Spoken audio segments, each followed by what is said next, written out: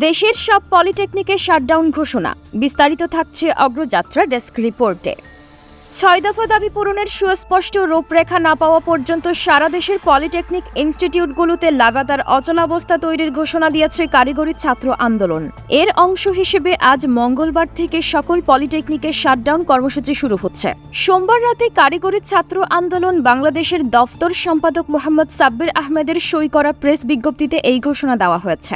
বিজ্ঞপ্তিতে বলা হয়েছে, ৬ দফা না মানা হলে মৃত্যু অনিবার্য, এই স্লোগানকে সামনে রেখে তারা আন্দোলন চালিয়ে যাবে। এর আগে শিক্ষার্থীর দাবির প্রেক্ষিতে শিক্ষা মন্ত্রণালয় গত ২২ এপ্রিল ৮ সদস্যের একটি কমিটি গঠন করে। কারিগরি ও মাদ্রাসা শিক্ষা বিভাগের অতিরিক্ত সচিবকে কমিটির সভাপতি ও ইঞ্জিনিয়ার্স ইনস্টিটিউশন বাংলাদেশ ও ইনস্টিটিউশন অফ ডিপ্লোমা ইঞ্জিনিয়ার্স বাংলাদেশের প্রতিনিধি সহ সংশ্লিষ্টদের সদস্য করা হয়েছে। কমিটিকে ৩ সপ্তাহের মধ্যে সুপারিশকৃত প্রতিবেদন জমা দিতে বলা হয়েছে। আন্দোলনের ধারাবাহিকতায় এর আগে ২০ এপ্রিল রাজধানীর শেরেবাংলা নগরে ঢাকা মহিলা পলিটেকনিক ইনস্টিটিউটের সামনে অনুষ্ঠিত এক মহাসমাবেশ থেকে শিক্ষার্থীরা ৪৮ ঘণ্টার মধ্যে দাবি মানা না হলে লং মার্চ টু ঢাকা কর্মসূচির হুমকি দিয়েছেন। পরে ২২ এপ্রিল আন্দোলন সাময়িক স্থগিতের ঘোষণা দেওয়া হয়েছে।